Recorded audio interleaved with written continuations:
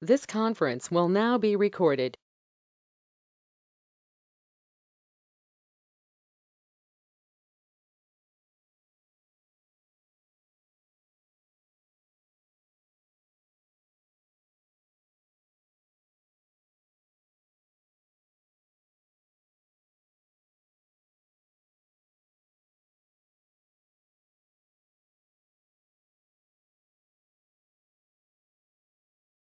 Very good morning, guys.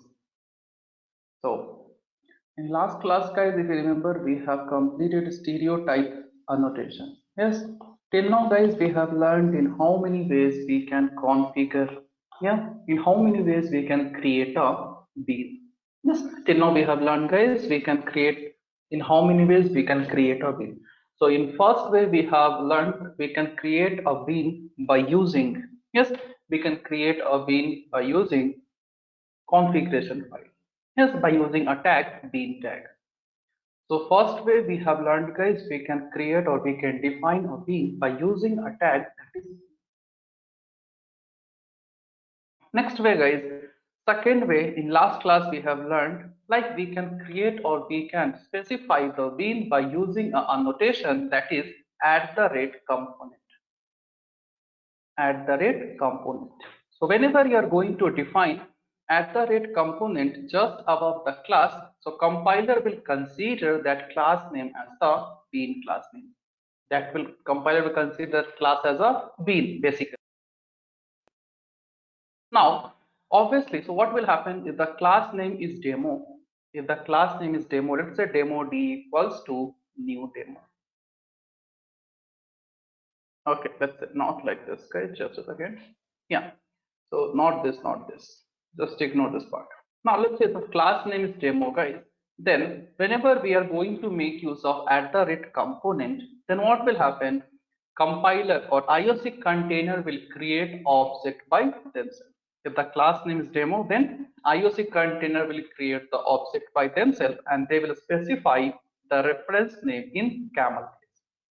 So if the class name starts with D, here we will, if compiler or IOC container will assign small d. So it will follow the camel case to justify, or let's say to, yeah. So to declare, it will follow the camel case. Yes.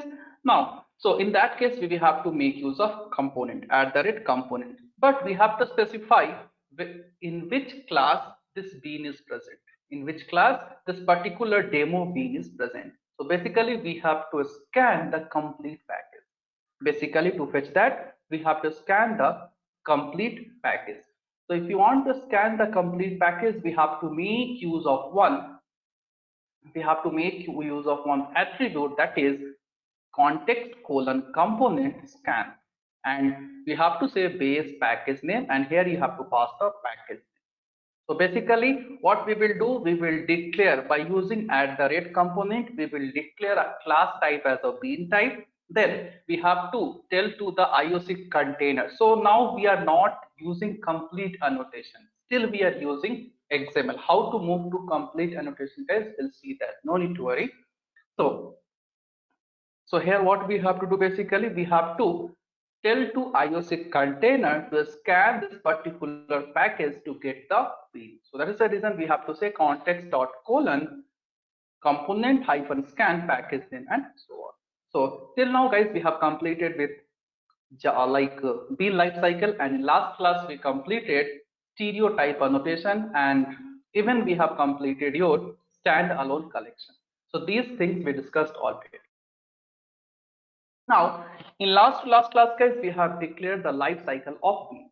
Yes, we have declared the life cycle of bean. Now, that's what. Whenever we'll make use of at the rate component, so if you want to change the reference variable name, you can pass inside double quote. And if you want to set the value, you can make use of one attribute that is at the rate value. You can make use of one attribute that is at the rate value. You can make use of an annotation basically, it is at the rate value. So these things, guys, we discussed in last class itself. Now let us proceed with the next concept. Yeah. So Now guys, let's say I want to define by using this, I want to define a collection. Yes, so in last class we have declared with the help of annotation, with the help of stereotype annotation guys, we have declared a bin, and for this team name we have setted the value by using an attribute that is @value. Similarly, by using @value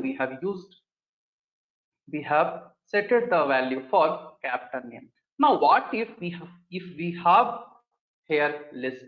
What if guys if we have list here? So let's say private, if we have a list, and in this that list we have to specify some property. So let's say the list is nothing but a string type. So list of, let's say list of players name, list of players name.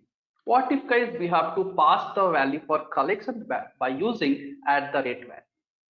So in that case, here we have to pass multiple value. Yes, here we have to pass the multiple value. Yesterday, I guess one of you, I guess Satish asked this doubt, how we can pass the multiple value. If we have multiple value, how we can pass. So let us proceed with this concept. So we have a list here. So here we have to store multiple value, that is n number of players. In a team guys, we can have 11 players. I want to store all the value. I want to store all the value, but I should not pass this, but I should not pass in the XML. I want to do by using @value. So any guess what to do guys? Yes, here what to do guys? Yes, correct, correct.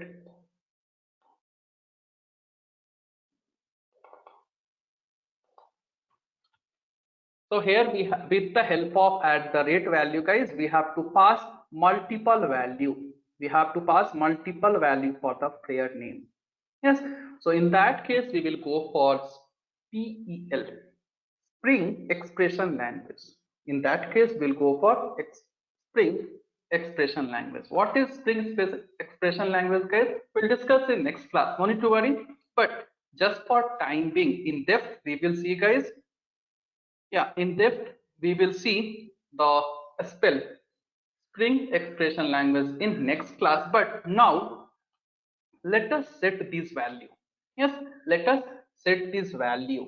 So if you want to set the multiple value, if you want to set the multiple value for an attribute, or if you want to set the multiple value for a list, then we have to go for a language that is spell language. Stands for Spring Expression Language. Stands for Spring Expression Language. What is spell completely in depth we will see in next class. But let us use it here. Let us use it here guys. So you have to say @value. Just for time being guys, look here. We'll see in depth what exactly it is, how we can proceed, what and all we can pass. But just for time being, just see here how we can pass the value. So we will say here, we will. So if you want to declare spell language, Spring Expression Language, so you have to follow some syntax. What is that syntax exactly? We'll discuss it. So you have to pass in double quotes. You have to give hash, open and close braces. Open and close braces, and here you have to pass your expression. Here you have to pass your expression. So guys, currently I want to inject the list of player members. Yeah, currently I want to inject list of player members. So what I'll do, I'll go back to your XML file, and here I'll create a list. Here I'll create a list. If you want, you can go with, yeah, if you want, you can proceed with standalone list as well. Yeah, if you want, you can go with standalone list as well. But for time being, I'll just go with normal list. So I'll say property.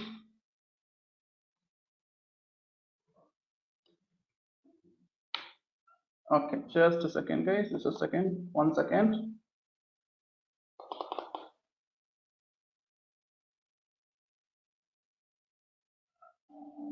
One second, guys.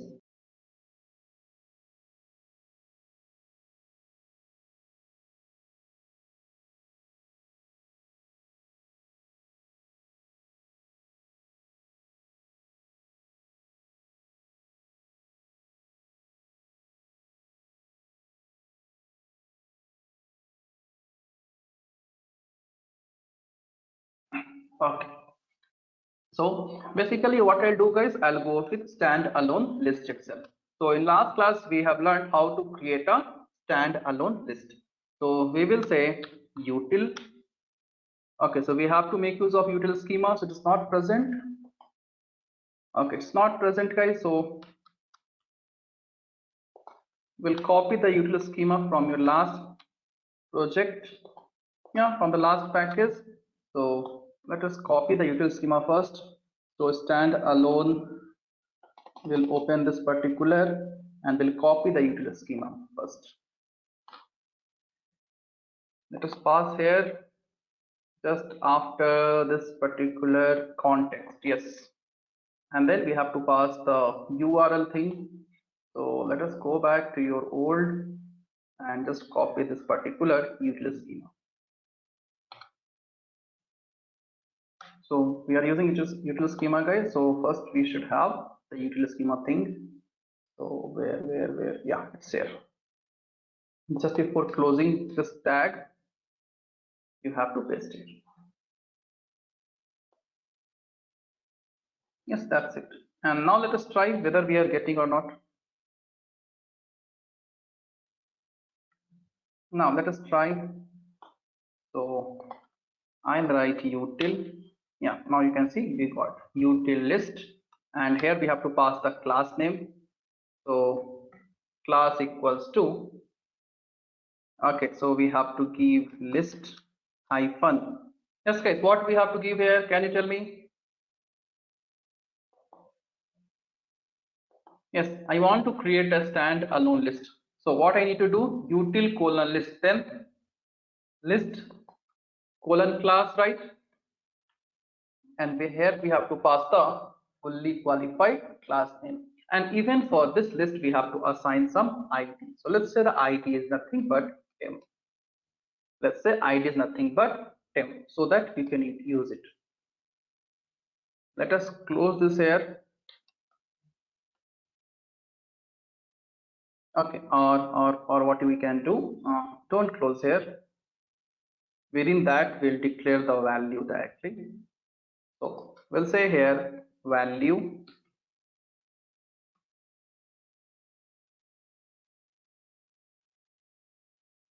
Yes guys, how to do now, can you tell me? Yes, I want to create stand alone to inject the value. These things are already done, let me know.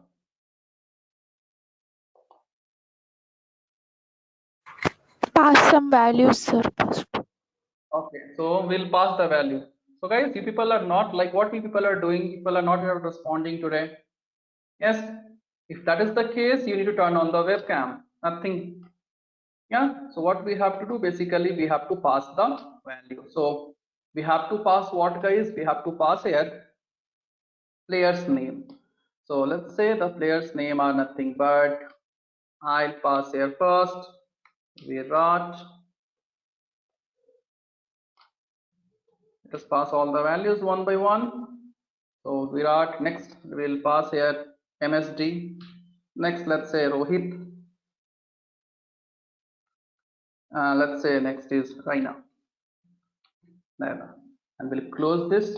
So here we have to pass what? Here we have to pass the fully qualified class name. So we'll say java.util. And whatever type you want to specify. If you want to make use of array list, you can pass and so on. So let's say I want linked list. So linked list. And the ID I'm going to give temp. So the same ID guys you have to inject here. So here we have to pass basically expression. So here I'm going to inject temp. Yes, what is this string expression language? No need to worry, we'll see in depth guys in next class or today itself if possible. If time allows, we'll see today itself. Yeah, if time permits, we'll see today itself. So basically what we did guys, we have created a standalone list. Yes, we have created a standalone list, and then for this list we have specified one ID. Yes, we have specified one ID, that is temp. Now all these value will be stored in this ID. So with the help of this temp ID, I'm going to call in the class IPL or some class ABCD, whatever. So, and here I'm going to make use of expression language. So if you want to declare, if you want to make use of expression language, guys, nothing great. You have to make use of hash, open close braces, open close flower braces, and you have to pass the expression. Exactly, we'll see, guys. Don't need to worry. So we have to pass expression. So here I want to inject temp ID, in the sense in this temp all the value has been stored. So I want to inject these many values in this particular list. So I'll pass here expression name as temp. So this temp will be, so basically from temp, from this configuration file, all the value will be injected to this player's name with the help of an attribute, that is @value, with the help of annotation basically, that is @value. Now let us create one getters and setters, guys. Let us create a getters and setters. Select all. Okay. Similarly, let us print generate toString method. Okay. Yes, this is done. Yeah, you can see here we got here player's name as well. So we have injected the list with the help of Spring expression language. So let us execute and let's see what's output we are getting here. Just right click and let us execute.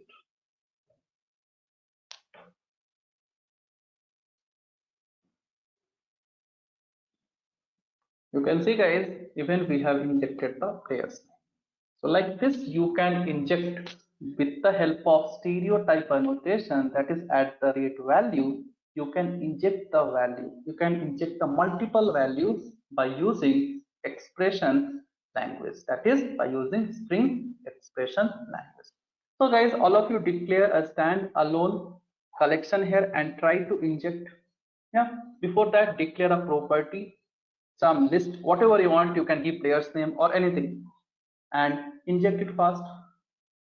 So Spring expression language, again I'm telling, guys, don't worry what syntax we have followed, don't worry about this, we'll discuss. Just for time being, execute this program.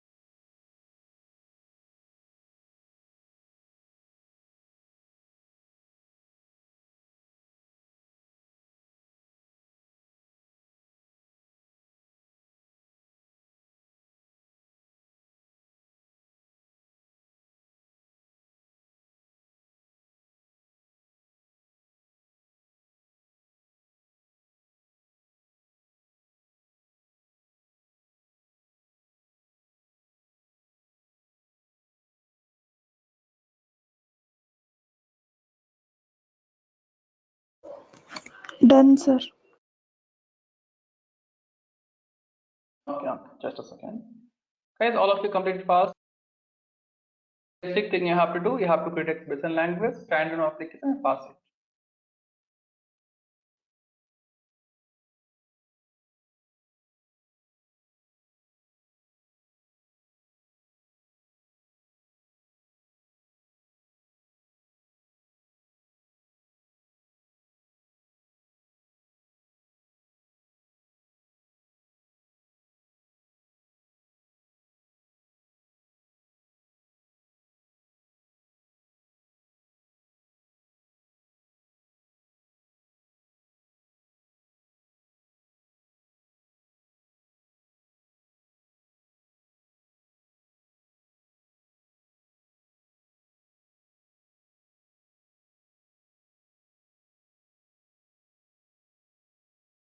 So guys, I hope all of you have completed.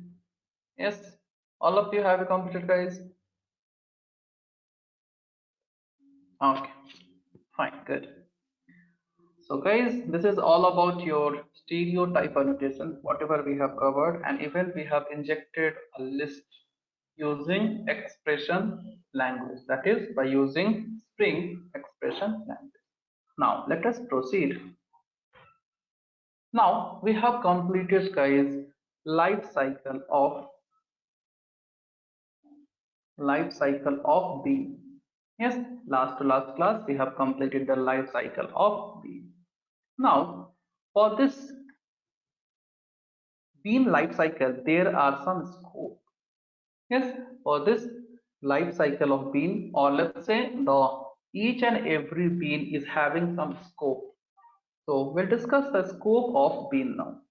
We'll discuss scope of bean. We'll discuss, guys, scope of bean. So each and every bean, whatever we are going to declare, or whatever is declared by using what is declared by IOC container is having some scope. Guys. So now let us proceed and we'll see the scope of a bean. We'll see the scope of a bean. So guys, coming about scope, the scope is broadly, or you can say the scope is of 5 types. So the scope of a bean is broadly classified into 5 types. So out of 5 types, now we will learn 2. Remaining 3 we will learn once we will go for MVC Spring. Once we'll go for MVC Spring, remaining 3 we will learn there because it is associated with your web project. Now we are not doing anything related to web. We are doing just normal programming. We are learning core Spring. So the different scope of beans are: first is singleton, next is prototype. You can copy down later, don't need to worry. Next is prototype, then fourth one is request, and fifth one is session. Fourth one is session, guys, and fifth one is nothing but, let's say, it is global session.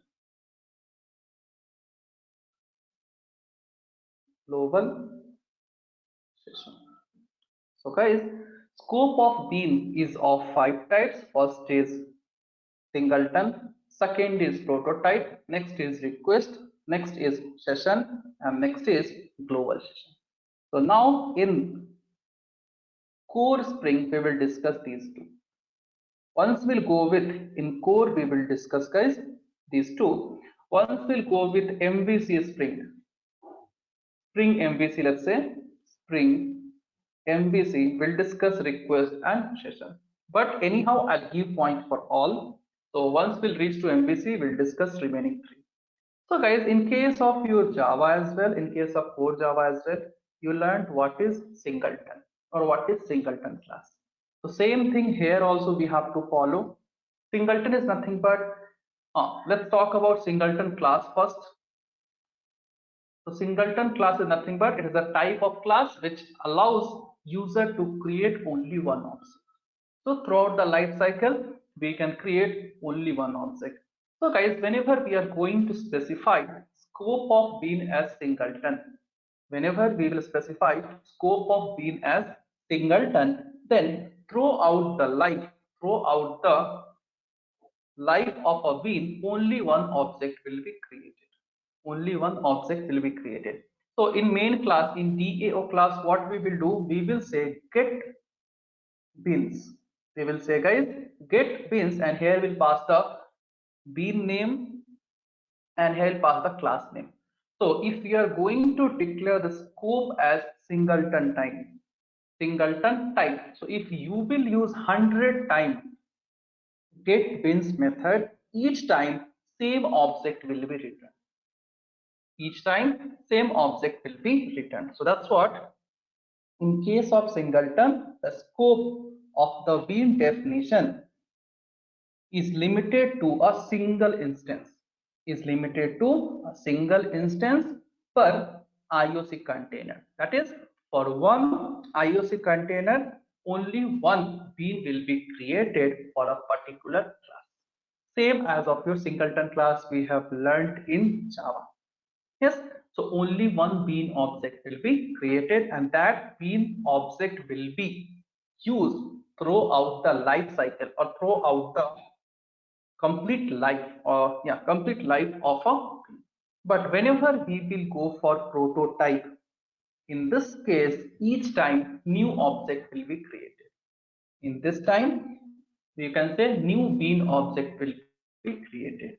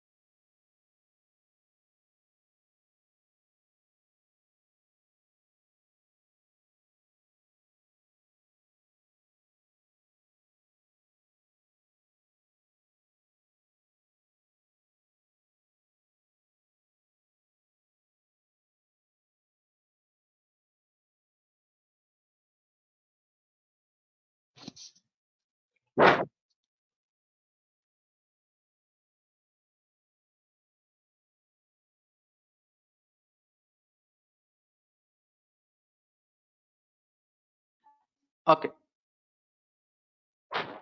Now I hope you can hear me, right? Okay. Yeah. So guys, if you are not able to hear me, just ping me in chat box. Otherwise, I'll keep on saying the things you will not get. Yeah. So if any disturbance, if you're not able to hear me, let me know. So that's what we discussed. These are the 5 different scope of bean we have. Now, my doubt is how we can specify these beans. Scope. How we can specify the scope of these beans.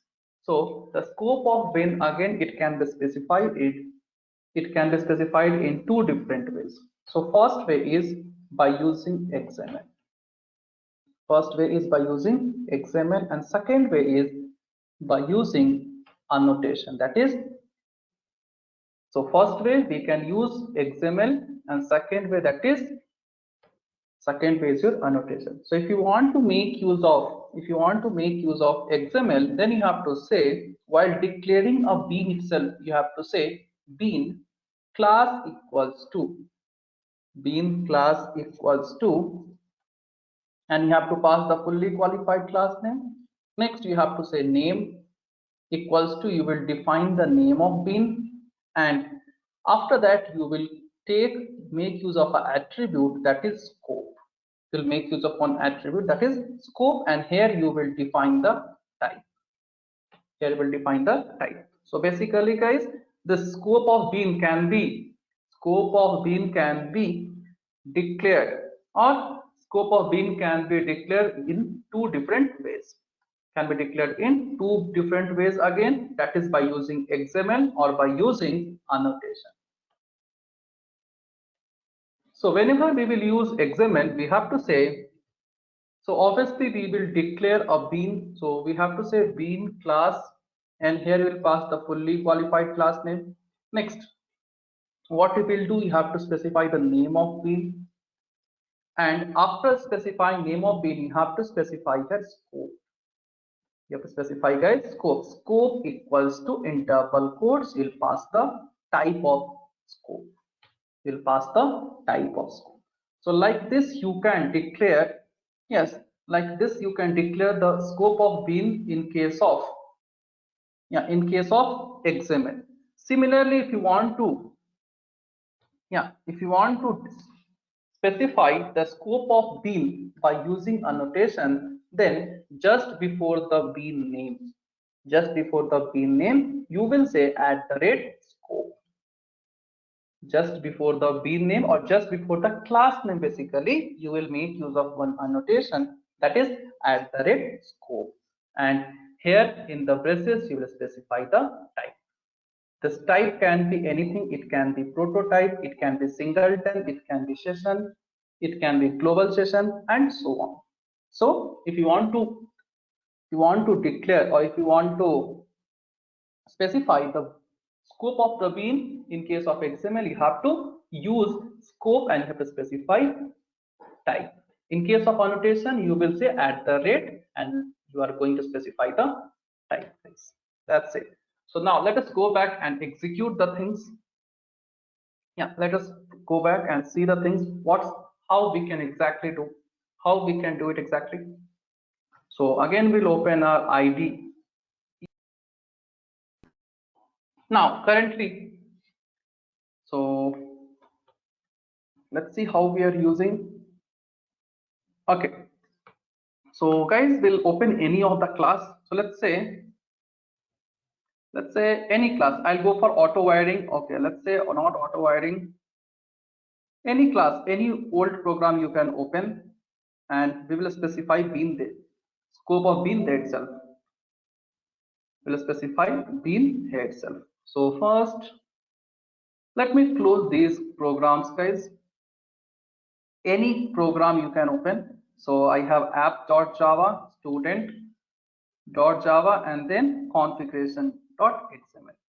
So here we have to specify, here guys, basically we have to specify the scope of the bean. So here we are using, here basically we are going to use what? Here we are using XML file. So here itself we have to specify the scope. So what I'll do, So let's see where we have declared. Yeah, so basically we have declared a bean here. We have declared a bean here. So bean class equals to this fully qualified class name I passed, then name of the bean. Then since we are using here PS schema, so let it be. So here I'll give scope. So I'll say scope equals to, in double quote, we have to specify the type. Let's see. Okay, we are not getting, just a second.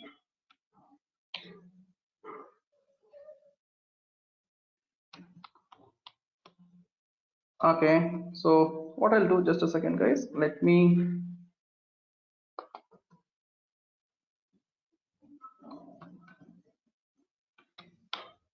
yeah, at the rate, yeah, so we are getting scope. So here we have to specify the type here.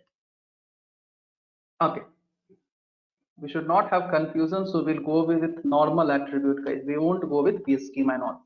So let me delete these things. Now I'll declare a bean and I'll say bean class equals to, if I'll do like that you will be confused, so many confusions will be there. Name equals to, I'll pass this, then I'll say scope, and I need to pass the scope here. Before that, let us declare the things, let us assign the properties. So for student we have USN, name and marks. So we'll say property name equals to USN, and here we'll pass value. So USN is what type? Let us have a look. USN is integer type. So we'll pass here 10 and we'll use self closing tag. Similarly, let us copy paste once again. All of you look here guys, later you can do it. Name. So basically we are using your old program, not new program. So let's say here I'm going to give marks. Okay, so name is, let's say name is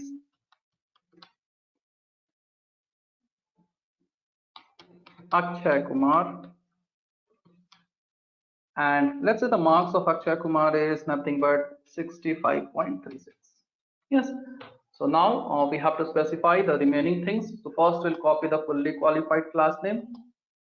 Okay, so we'll pass here, let's say the bean name is, let's say the bean name is to do S1. That's it. Specify bean name as S1. Let me remove the scope for time being. We'll do it, don't worry. So what is the bean name here? Student 1. So I'll change it to S1. I'll change it to S1. And let us execute this. So program is object created and we are fetching this. Okay, so we have used basically setter injection. So you can see we are getting this. Now how we can prove that we have specified the scope and all. So again we'll go to configuration and here we'll say scope equals to double quotes, here we will say singleton. We will say guys singleton. So let us pass here singleton. Let us pass here singleton. So currently we have specified for this bean S1, we have specified scope as singleton. So what will happen if you will try to fetch the bean 100 times, then same object will be returned by IOC container. Yes, if we try to fetch this S1 bean 100 times, same object will be returned by IOC container. Now let us go back to main method and let us try. So I don't want this value. Okay, so even the setters thing I don't want. Let me remove this unwanted line of codes. We are getting unnecessary printing statement. Yeah, so now just I want statement as project execution started. Next we have created an object. So instead of printing the value guys, what I'll say a dot hash code. So we know if we are going to create 5 objects, each time the hash code will be unique. Each time the hash code will be unique. But since this time we have used what guys? Since we have used prototype, in the sense scope of the bean as singleton. So if we are going to get the bean 100 times also, same object or same bean object will be returned. So let us verify by calling hash code. And what I'll do, I'll get the bean once again. I'll get the bean once again. So I'll say context dot get beans, and this time I'll go with second argument. I'll pass here s1, and I'll pass your class name as student dot class. I'll close this and I'll store in a variable student, and let's say this time I'm going to give b equals to, yeah. Next again I'll call the hash code method. So I'll say b dot hash code, b dot hash code. So guys, if same object has been returned, then obviously both the object or both the bean object should have same unique ID.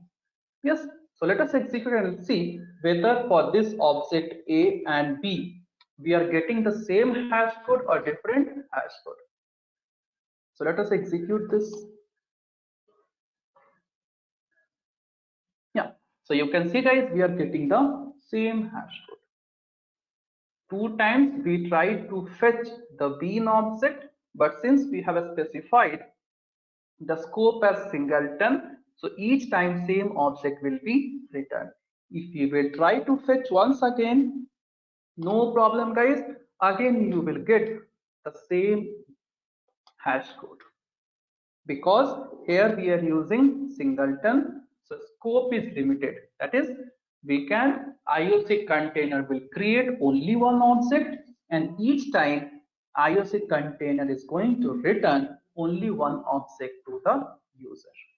Yes, so in case of singleton, only one object will be created and it will be used throughout the life cycle. Per IOC container. For one IOC container, only one object will be created and it will be used throughout the life cycle. Now let us go back and change the scope as prototype. We'll change the scope to prototype. Yeah. So as we discussed, in case of prototype, each time whenever we will call get bean method, new object will be created. In case of prototype scope, whenever we'll call get beans method, each time new object will be created and IOC container will return new object. Yes. So let us see the things whether we are getting the same hash code or different hash code. Prototype, spelling is correct.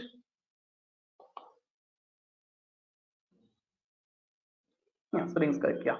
So this time you can see guys, we are getting same hash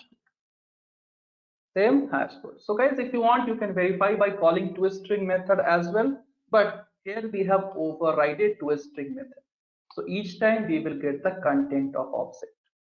So that is the reason you can call toString method, but you have to remove this part of code.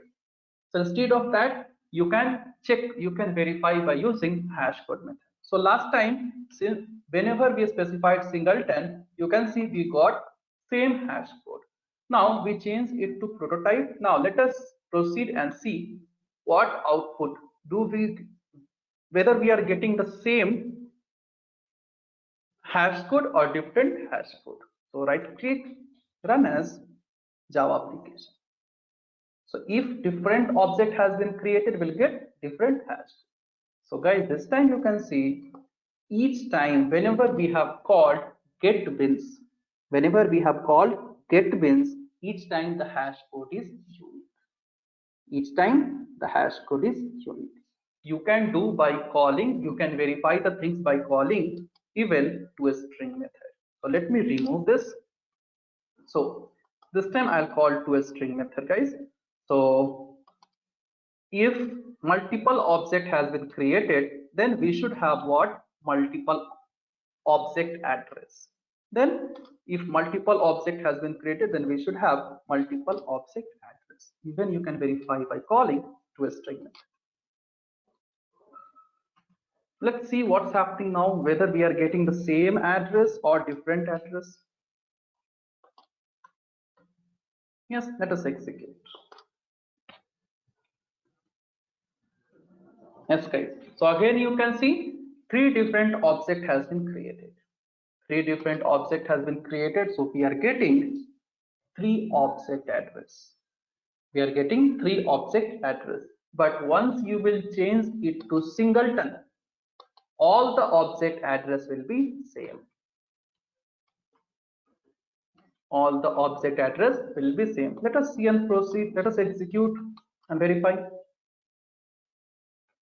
Yes, you can see this time all the addresses are same. So that's what the scope is of 5 types. Whenever we'll declare scope as singleton, IOC container will create only one object and it will be used throughout the life cycle. But whenever we'll specify prototype, each time whenever we will call getBeans method, new object will be created and returned by IOC container.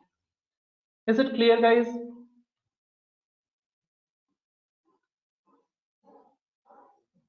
Yes, sir. Yeah, I'm repeating the things multiple times so that you should get the concepts. Yeah, all of you execute fast. I'll give exactly 2 minutes, guys. Yeah, just declare scope as singleton for any program. Yeah, declare scope as singleton and try to get the bin multiple times and just let's see whether you are getting the correct output or not. Yes, all of you do it fast for any program.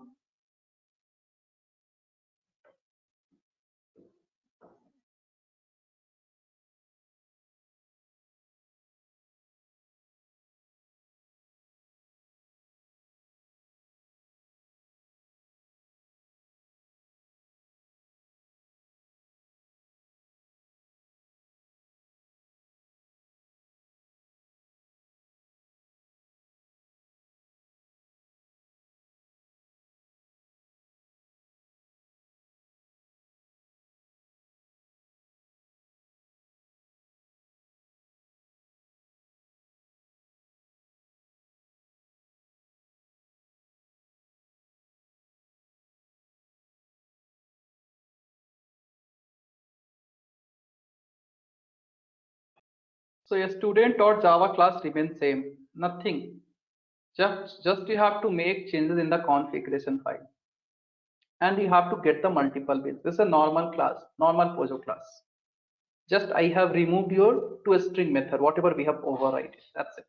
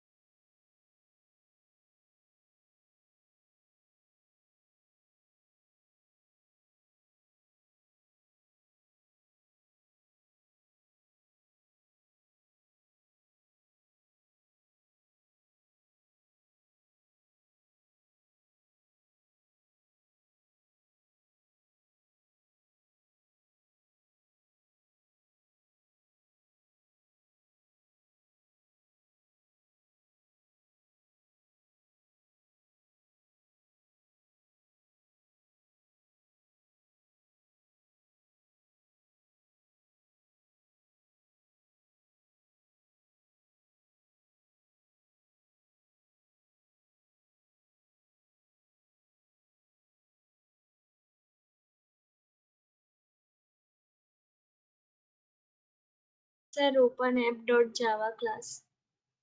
Okay, okay. So just you have to get the bin multiple times. That's it. Yeah, do it.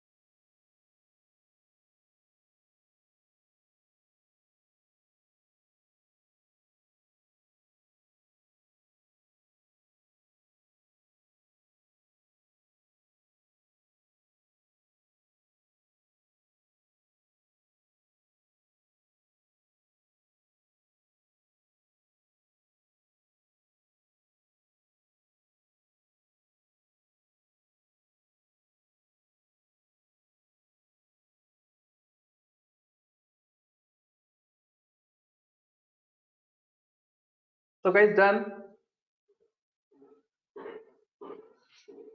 Okay, good. So now we have used, yeah, for this program guys, we have used what? We have used your XML. Similarly, guys, you can use your annotation. So for that, let us open the last program, whatever we have executed, that is stereotype configuration one, because there we have not declared everything in this XML. So for this bean A, B, C, D, E, F, G, H, I want to specify the scope. I want to specify the scope. So I can say at the rate, I can make use of one notation, that is at the rate scope. And here we have to specify the type. So let's say the type I'm going to give as a singleton. I'm going to give a type as singleton. So again, I'll go to main class and let us try to fetch this object multiple times. Let us try to fetch this object multiple times. So I'll say a dot hash code. I'll print hash code guys. Similarly, I'll try to fetch one more object. So I'll say I'll change the reference variable to B and I'll pass it. Again guys, since if IOC container is returning only one object, then each time unique ID, that is hash code, should be same. Yeah, let us see now.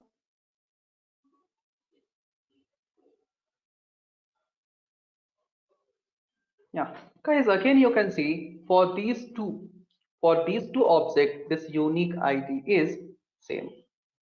Unique ID is same. So we can say here twice we have called getBeans method, but in both the case, compiler or IOC container returned same object. Same object. Next. Now let us change and let us go for prototype. Let us go for prototype. Prototype.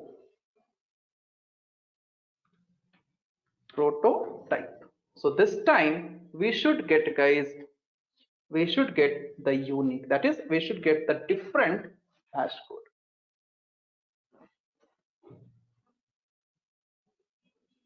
Let's see. Yeah, you can see guys, in this case we got different hash code.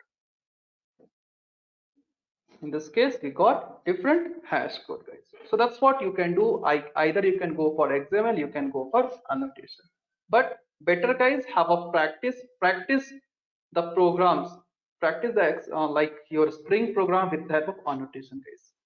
No need to create one more extra XML file and all, you can do in same. So how to remove this complete XML, even we will see that. No need to worry guys. Yeah, so let me change it to session guys. Let me change it to session and let's see what's happening if I'll execute them. Yeah, just let us change to session. We have not yet discussed. It is going to throw an error guys, or it will throw an exception, because as we discussed, this session type is applicable only for your HTTP type. Whenever you will go with web application, so there you will use HTTP, HTTPS and so on. So there we can use session. In case of servlet also guys, we have discussed two types of servlet. We have HTTP servlet and so on. So we can make use of this, we can make use of the scope session once we will go with HTTP type. That is once we will start with your Spring MVC. Now for this normal core program, we can just use two different scope, that is singleton, and we can declare prototype. Yes, we cannot go for session, global session and so on. If we'll change it to global session as well, again compiler will give you left and right. So I guess this, okay, space, I guess, yeah, space, no, camel case and all. Let us see what's happening here. So again it will throw an error guys. Again, no scope registered for the scope name. So these things we will see once we go for MVC. So for time being, just let us consider this as a singleton or prototype. Anything is fine. So guys, whatever we have discussed, is it clear? Scope of bean, Spring Bean, is it clear for everyone? Can you write the program? Can you make use of either XML or using or either annotation? Yes?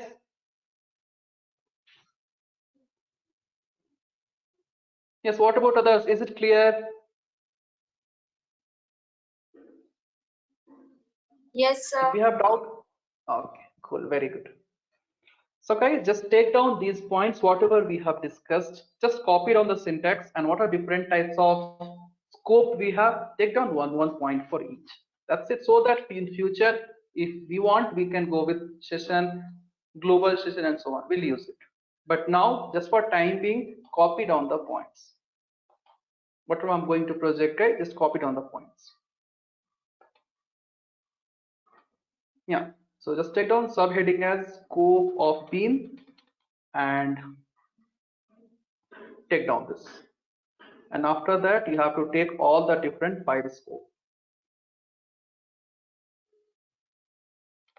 Yes, so guys, please copy down fast. Maintain a neat notes, guys, which will be helpful if you are going for interview. Before your interview, you can just refer it fast. If you will not write neatly, you will face problem, guys. Yeah, please copy down. Once you're done, let me know. I'll scroll down.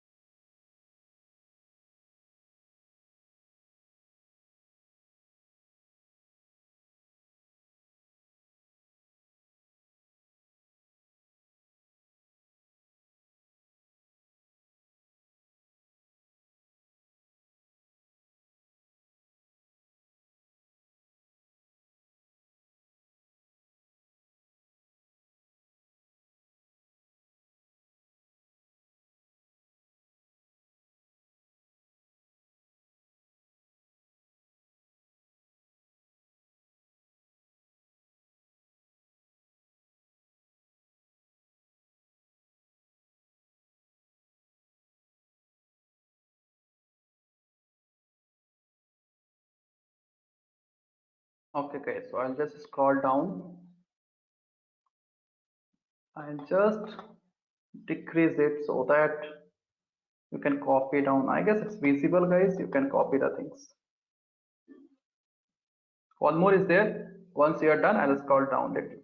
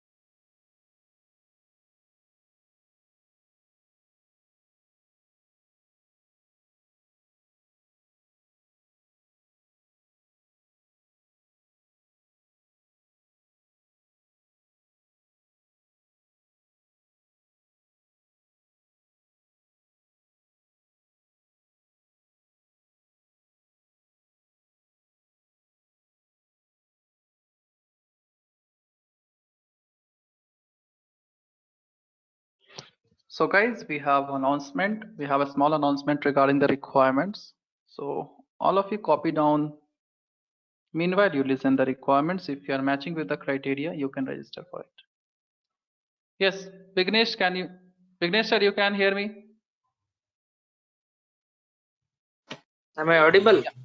Yeah, you're audible. Please proceed. And note on the company name Accolite, ACCOLIT, Accolite, 60% throughout, 2020, 2021 pass out, 20 and 21 pass out,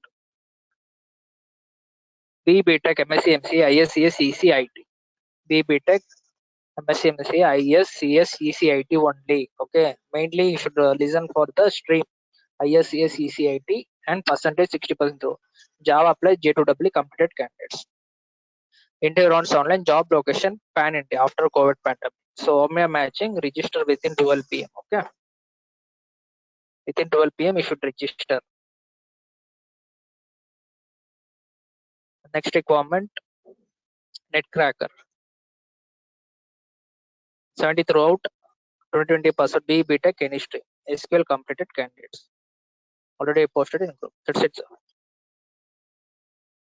Okay, done. So guys, if you are matching, just ping him now itself. Otherwise, till 12, it will be closed. Requirement will be closed. So now itself you ping if you are matching with the requirements, whatever he announced. Yeah, and meanwhile, guys, complete these things. If you are not matching, then complete the things.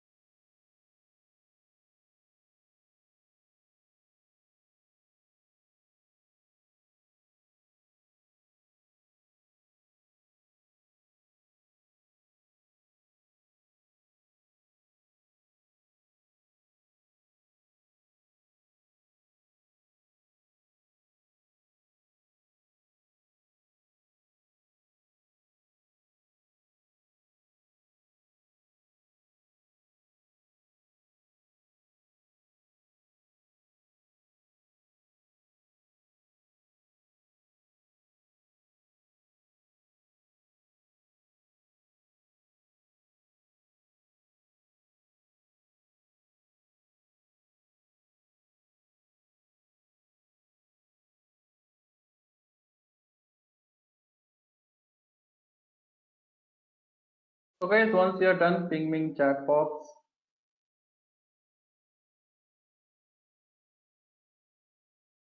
Done, sir.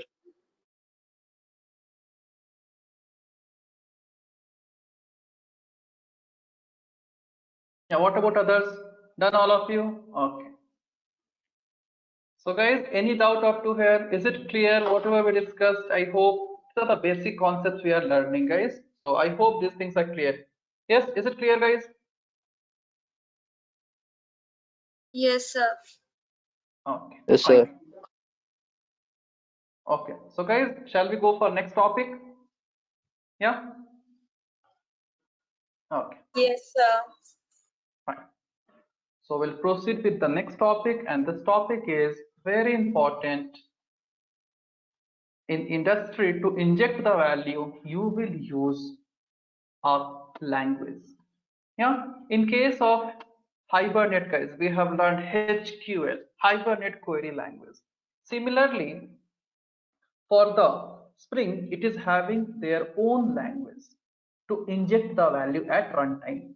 In case of HQL, we will inject the value in database. Yes, but here we will inject the value in the property.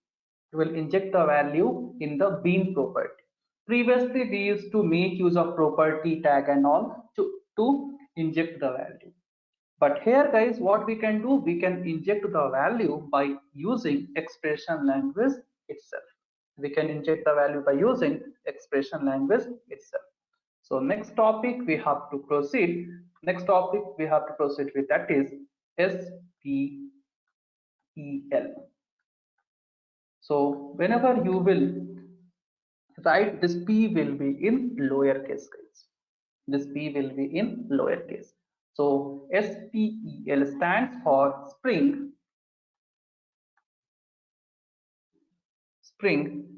Expression Language.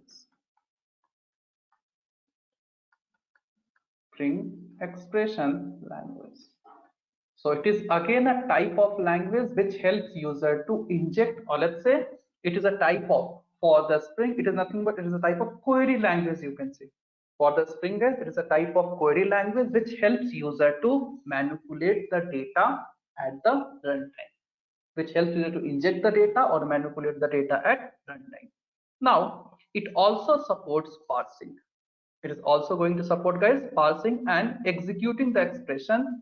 Now first point guys, what is SPEL? So SPEL stands for Spring Expression Language.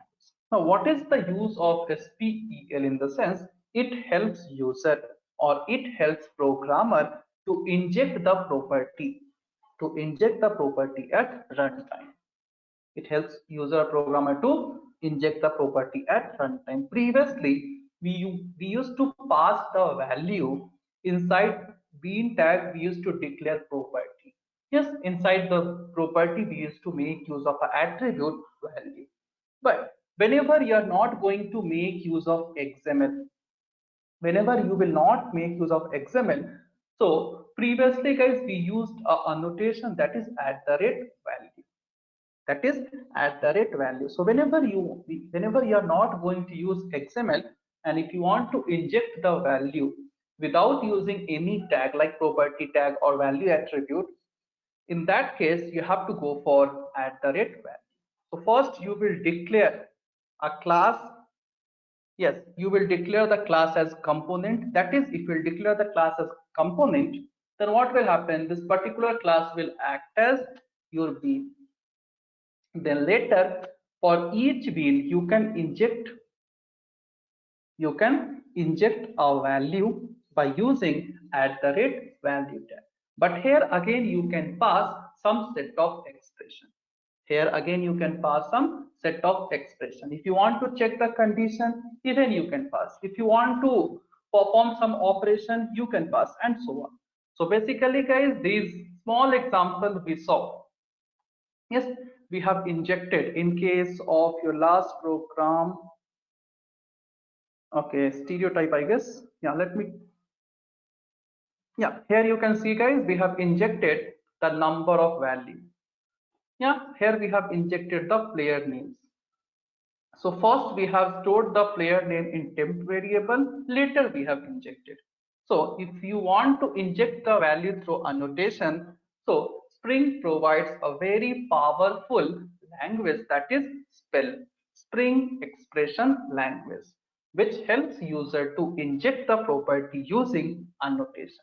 So here we will make use of a tag, that is at the rate value. Here we'll make use of a tag, that is at the rate value. Now question arises, how we can declare it? Yeah, now you may have doubts, sir, how to declare? We know the SPEL helps user to inject the property in case of annotation, but how we can declare? So nothing great guys. Let's say you have to, let's say a property we have declared. Let's say we have a property, and for this property you want to inject a value. So you will say at the rate value. You will make use of annotation at the rate value. You will make use of one annotation, that is at the rate value. You will open and close this braces, and you will give a double quotes. You will give a double quotes. Within the double quote, you will make use of a hash. You will make use of hash, and you will make use of a curly braces. You will make use of a hash, and you will make use of a curly braces, and then you are going to pass the expression. You can pass the expression here. Any expression you can pass. If you want to check the condition, yes, you can pass. If you want to pass any operator, you can do. If you want to perform addition, you can do, and so many things. So this is like this, you can declare, yes, like this guys, you can declare your spell, that is string expression language. Yes, so just what you have to do in the value attribute, you have to make use of double quote. Inside double quote, you will say hash, you will open and close curly braces. Within the curly braces, you can pass the expression. Now let's say we have declared a property. Let's say guys, we have declared a property that is int x. We have declared a property that is int x. So in this x variable, I want to inject addition of two numbers. Yes, in this property x, I want to inject addition of two numbers. So what you can do, you can just write at the rate. You can make use of attribute that is at the rate value, and then you will make use of hash, open close braces. So this syntax will remain same guys always. Whatever expression you want to pass, you have to pass here. So in this x variable, you want to inject what guys? Addition of two numbers. So you will pass 5 plus 6. So these two number will be added here. These two number will be added and the result will be injected in variable x. This result will be injected in a variable x. So basically in expression, basically in spell language, you can pass any expression which returns some value. Yes, so here you can pass any expression which returns, okay, just a second, which returns some value, which returns some value. You cannot pass any expression which is not going to return anything. Suppose if you are going to pass any expression which will not return anything, then how the value will be injected? How value will be injected, guys? So that's what. In spell language, you can pass any expression which will return any value. So this like this you can, if you want to perform addition, you can pass. Now let's say even you can pass here ternary operator. Even you can pass here ternary operator. So let's say I have a variable int y. I have a variable guys int y. So I'll say at the rate value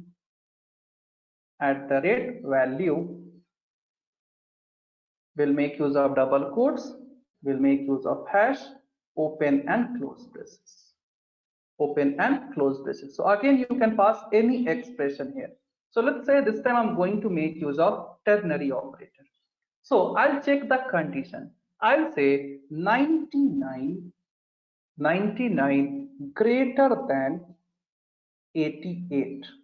Let us pass one thing, we are comparing two values, and here we'll make use of ternary operator as well. So we will say 99 greater than 88, and since we are going to use ternary operator, so you know how to declare ternary operator by using question mark. And then we will pass two values. Let's say 8:5. So what will happen? Basically, this ternary operator will check this condition. Ternary operator, guys, it will check the condition whether 99 is greater than 88. So if 99, if the condition is true, then first value, if it is true, then first value will be injected. If the condition is false, then second value will be injected. So here this condition is true, guys. So here basically 8 will be injected to y. This 8 will be injected to y. So that's what, guys, for this spell expression language you can pass. Yeah, you can pass any type of expression which will return some value. which will return some value. Similarly, guys, for this expression language, you can pass static method, in the sense you can pass any method. Static method you can pass, static member, you can create an object. Even object creation can be done here. So what you can do, you can pass here static method, you can pass here static variable, and you can pass even you can create object inside this Spring expression language. So it is going to support everything.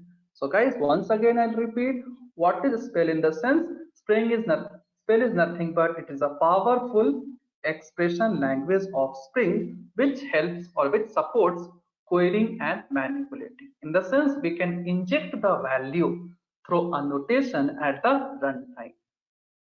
Yes, and it is going to support even parsing and executing expression. Yes, you can parse the expression and even you can execute the expression simultaneously.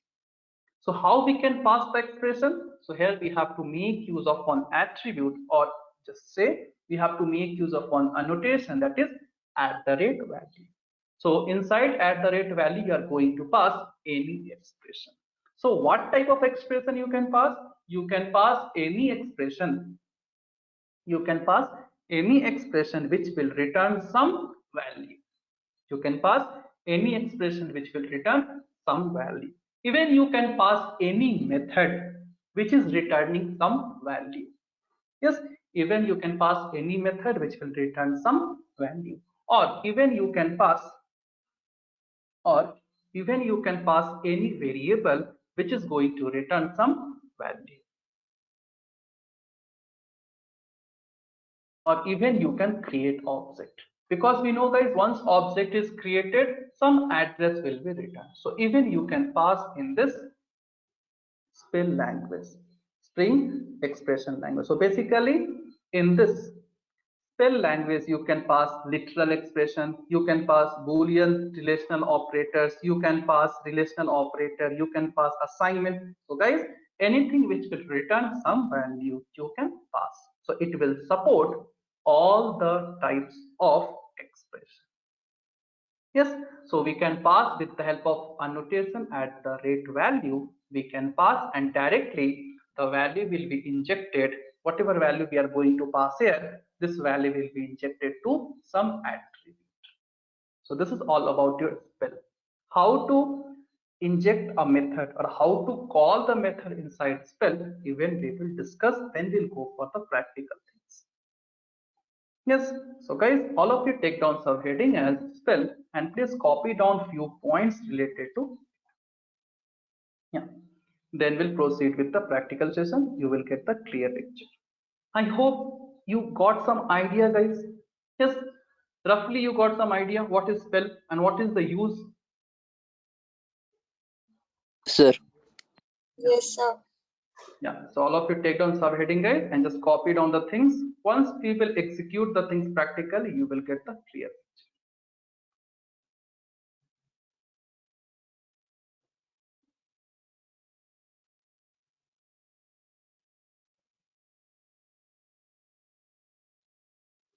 Yeah, so guys, just copy down these points.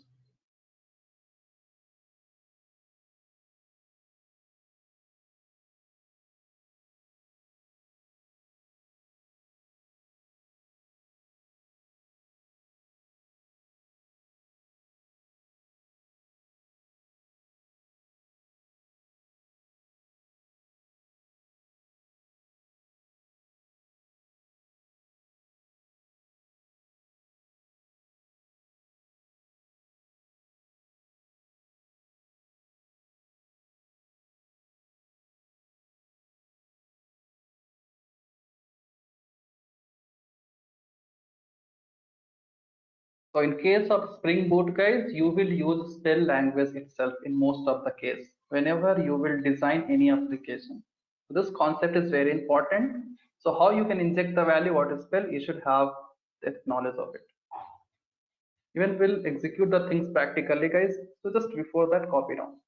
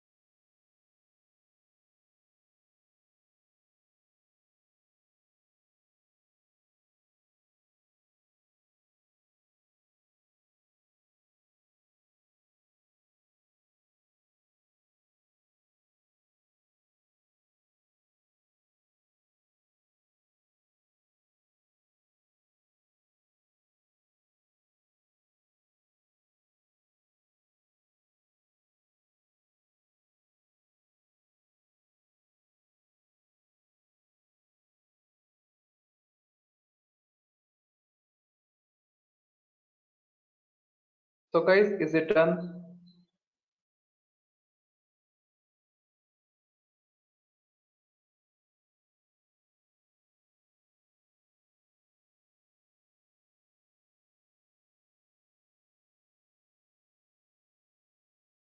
Okay. So like this guys, we can inject the value. Yeah, we can pass. If you want to inject any value directly, you can pass. But my doubt is now how we can call the method.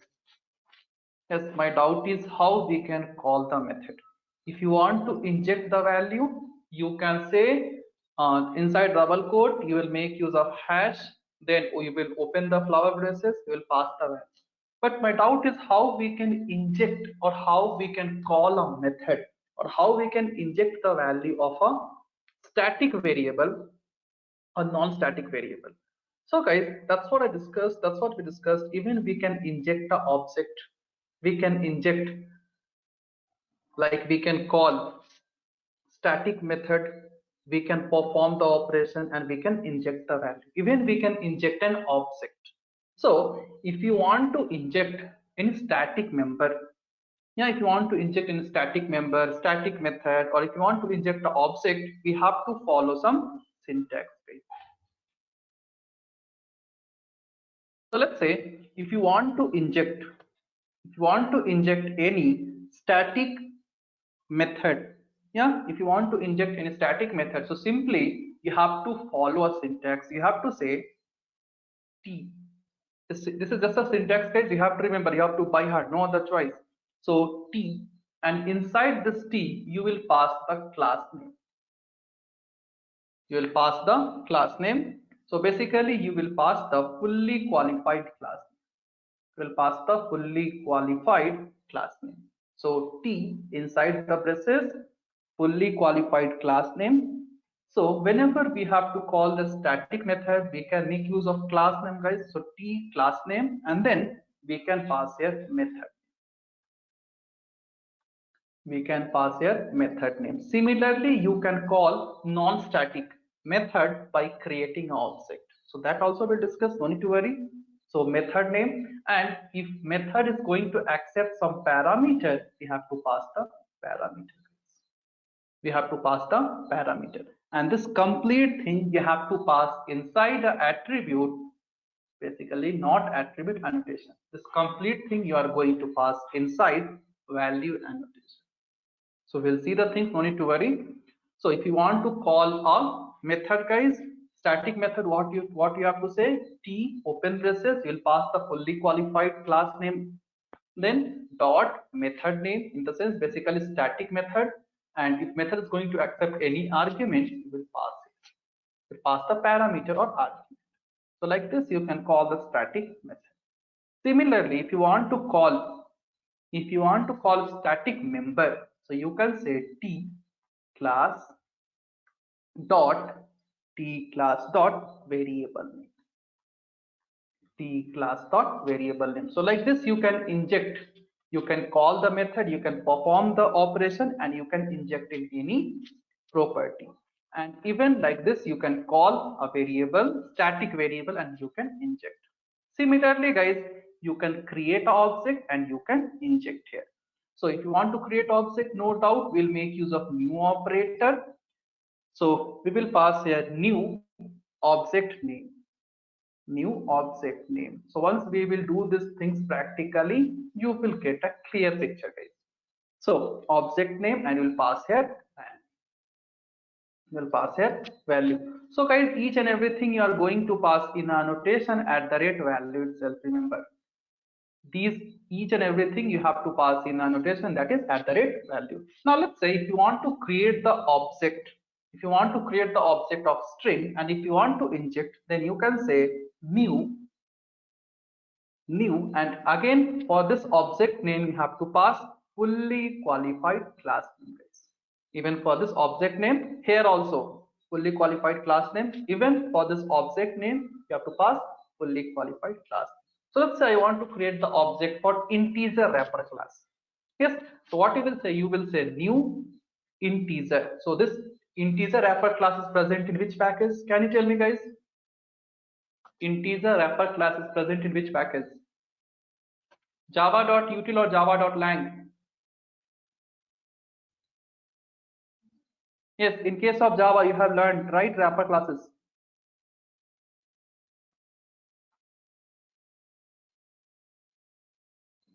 Don't remember, guys. Okay, at least tell me, in which package string class is present? Sir, lang, sir. Yeah, so you have to say new java.lang. New java.lang dot. You have to pass object name. So object name will be your string, and here you can pass the value. So like this, you can call the static method, static variable, and even you can create the object. If you want to call non-static also, you have to create the object and you have to call. So each and everything, guys, we'll see one by one. No need to worry. So again, just take down syntax to call the static member, static method, and how to inject the object. So all of you guys just copy down this syntax. We'll go for practical session now. We'll complete this program, then we'll wind up. Today I may extend, but anyhow we have to complete this topic today. This is the practical session, then we'll stop, guys. Yeah, so all of you take down these points. Invoking static member or object creation. Yeah, all of you copy down fast.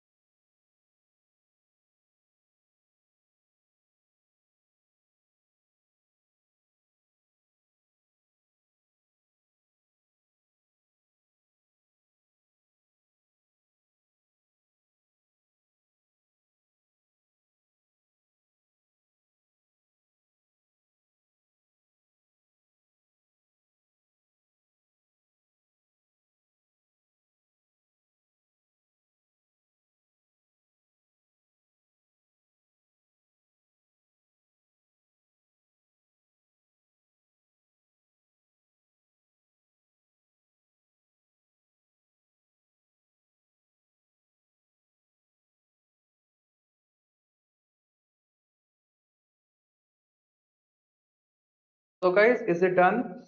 Yeah, have you copied the syntax?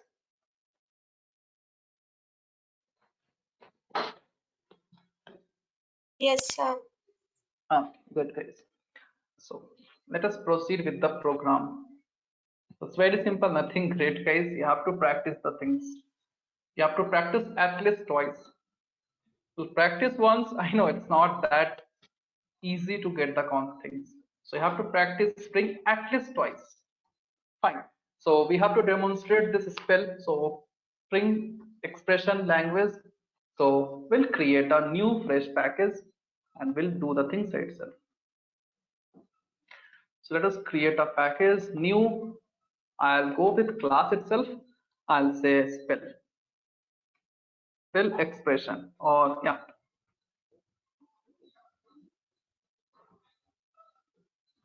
exp. Let's give a package name as com.jsp.spell expression. Yeah, next click on finish. So till now, guys, we have not removed the complete configuration. So we need a configuration file at least to declare one annotation. So let us go to this particular package and paste your configuration file. Let us create a class. We want data access object class. So let's say this time I'm going to give client class. Okay, spelling mistake. ENT client class. Let us select main method as well. Click on finish. That's all. Now let us proceed. Let us proceed with the things. Okay, so where's my configuration? Hold on, we have to open that also. Okay, so there is huge thing I don't want. Okay, so which one you are using? I need 3.0 schema so that we can implement. Okay, this I can't use this. I'll use some other schema. So I'll delete this configuration. Okay, so I'll go with standalone collection. I guess this we can use. Okay, let's say I'll go with stereotype. I'll go with stereotype 1. Where the package? Where's the package? Where is the package? Yeah, it's here. So I'll copy this particular configuration and paste here.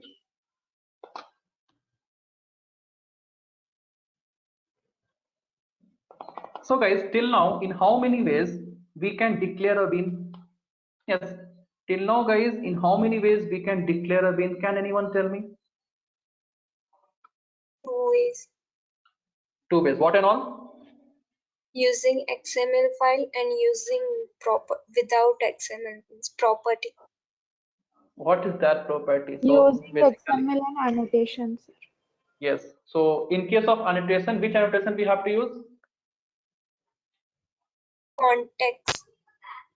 No, madam. We have to make use of component. Component, sir. Component and values, sir. Yeah, component and values. If you want to set the value, you have to go for value annotation. Now, same thing guys, but currently we have not removed the complete XML file. So here again, we have to scan your bean package. So first of all, what I'll do, I'll copy this package here and I'll paste. So remember, just you have to copy the package name. You are not supposed to copy the class name. So you will remove the class name. Yeah. So this XML thing is done. So just we will say context component scan will pass the package name which package IOC container need to scan. That's it. Now let us go with client class. So client class, let us make use of application context. This is nothing but your IOC container. Let's say context. Okay, let's say con equals 2. And here we have to create the object. So we have to make use of one of the implementation class. So class path. Yeah, what is that? Class path XML. Yeah, class path XML application context. It is the implementation class. It is the one of the implementation class of application context. So here basically we have to pass your configuration file name, XML configuration file name. So right click, copy this and paste here. Whatever we have before com, because your package name starts with com, whatever before com you have, just remove it off. That's it. Our work is done. And later we'll proceed. So let me give you a statement here. Sit this out. Execution started and execution completed.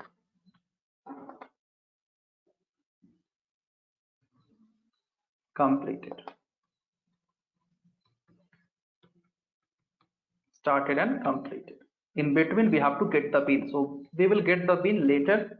Before that, let us proceed. Yeah, so let us declare few property here guys. So I'll say int. Okay, so I'll go with private int x, private int x guys. So let us declare one more property, private. We'll do each and everything one by one. Private double, or let's say int itself, int y, or let's say double. I'll go with double guys. Private double y. And here we'll make use of expression language to inject the property. Before that, I need to declare this class as bean. So I'll make use of one annotation, that is @component. So, and if you want to change the bean reference, bean name, you can give here. So let's say bean name I'm going to give as I'm going to give bean name as bean itself, bean1. You can change the bean name here, and this bean name you have to pass whenever you are going to fetch the bean. whenever you are getting the bean. So you will say con dot get bean, and here first argument you will pass the bean name as bean1. If you will not rename the bean, then it will follow the camel case as we discussed in last class. And here you have to pass the class name spell dot class, expression dot class, and we will store this in a variable spell expression, let's say s equals to, and at last we will fetch it. But before fetching we have to inject and all, so that thing, let us proceed. So guys, now I hope all of you are able to follow me. I'm going little fast because these things we already covered. Yeah. So guys, I want to inject a value for this x. I want to inject a value, but for this x I want to inject addition of two numbers. For this x I want to inject a value, that is addition of two numbers. So I'll say at the rate value, and we have to make use of expression language. So we will give double quotes, we'll make use of hash, we will use open and close flower braces, and in between that we have to pass the expression.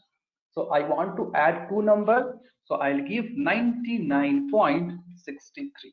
So what will happen, these two numbers which is going to act as expression, these two value will be added, and with the help of at the rate value annotation it will be injected in a variable x. Similarly, so guys, see here this expression is going to return what type of value? This expression is going to return integer type of value. So the variable should be int type only. The variable should be int type only. If you will give some other type, then compiler will throw an error. So whatever value is injected, the type of variable and value type should be same. Yeah, that's what. Let us go and proceed with next. So here I'll go with your ternary operator thing. So again, open close double quote and hash open close power braces. So here I'll make use of ternary operator. So I'll say 88 greater than 99. I'll make use of question mark and I'll say 8.5. Now this expression should return double value only. If it will return some other value, then again compiler will throw error. So I'll say 8.5 colon 9.5. 8.5 colon 9.5. So it will check the condition. If the condition is true, it will return 8.5. If the condition is false, it will return 9.5, and it will be injected in a variable y. Now let us declare getter setters. Not required, but still, to if you want in future, let us declare it. Nothing wrong to declare getter setters. If you want, you can declare constructor as well.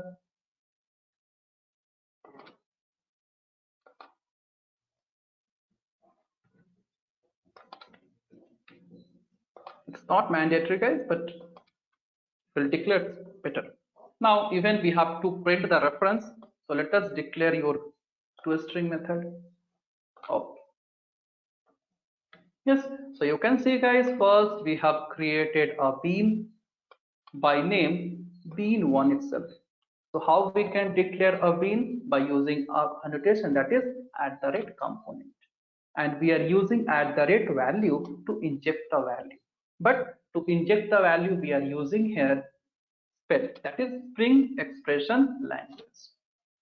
Now we have to, now IOC container, we have to specify, we have to tell to the IOC container in which class bean is present, in which class your bean is present, or in from which class bean belongs. So you have to make use of a basically tag, you can say. Just a second guys, where it is, yeah. So we have to make use of a tag, basically context dot colon hyphen scan base package, and we have to pass your package name. Yes, And then we are making this of application context. We know it is nothing but IOC container. Since it is an interface, we are using one of the implementation class, and by using getBeans, we are fetching the property. Now let us execute and let's see whether the sum of these two has been injected in X or not. Yes, similarly, this thing has been injected or not. Let us go to class and execute.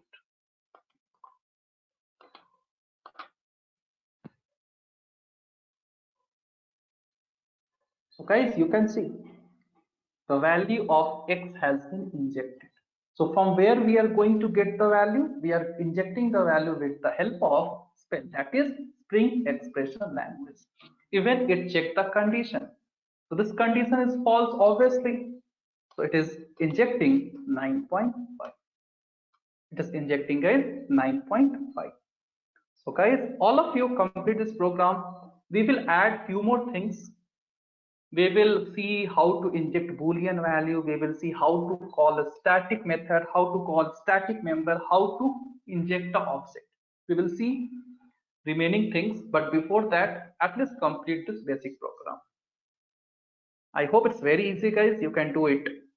Yeah, so do it fast. Create a separate package and execute this program, guys. Guys, clear whatever we discussed? Is it clear, guys? Yes, is it clear whatever we have discussed up to here? Just basic Yes, sir. things. Yeah, just execute it fast.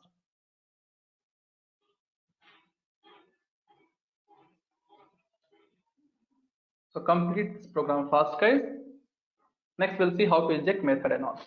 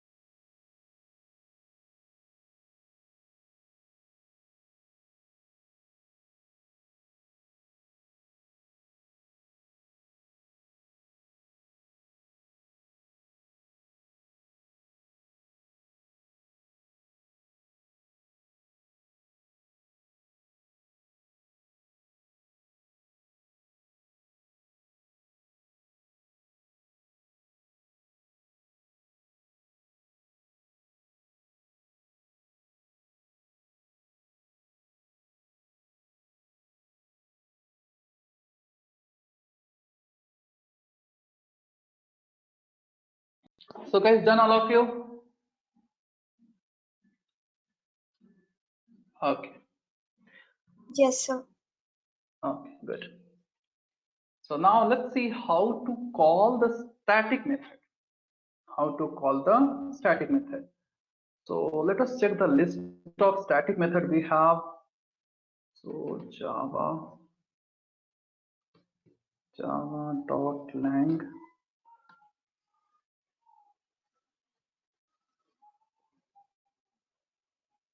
Okay, so guys, in my case, I'm not getting. So if you want to check the documentation, so just hit Control Shift S and type class, and let's see you're getting or not. Just math class. Okay. Okay, I'm getting like this, but you should get. I need to change the JRE in my case. So whatever class you want, just hit Control Shift T. You will get this.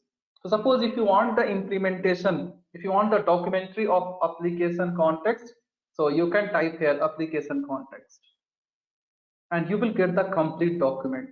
What are the methods present? So in my case, I'm getting only for this application context. I need to make the changes few things in my JRE, but you try. So in application context, these are the methods we have. If you want to fetch the documentary, you have to hit Control.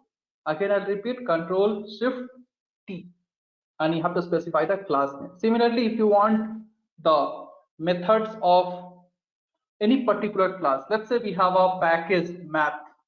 We have a class math. It contains multiple static methods. So you can write here java.lang.math. So in my case, I'm not getting the right one. Let's see. I'm getting like this, but you should get the proper thing. Fine, so no problem. So now we will call the static method. We'll see how we can inject the static method. So guys, what I'll do, I'll declare. Yeah, so basically I want to find square of a number, or let's say I want to fetch exponential value. So I'll declare a variable private double, and let's say power. So whenever we are going to obtain the power, so this power can have decimal value. So it should match with your data type. If you will pass integer and if power function will return some decimal value, in that case it will throw an error. So let's say in the last case itself, let us demonstrate the last case.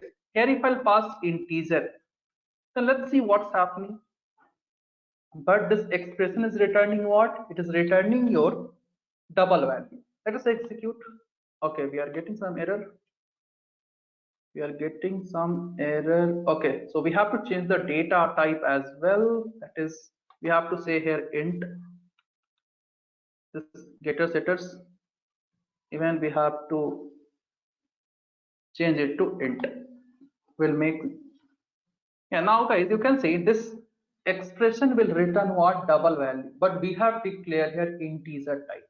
Let's see if I'll execute what's happening automatically, whether the typecasting will happen or what. Yes, you can see guys, here typecasting is happening. Here typecasting is happening. So this 9 has been converted. This 9.5 has been converted to 9, and then it has been stored.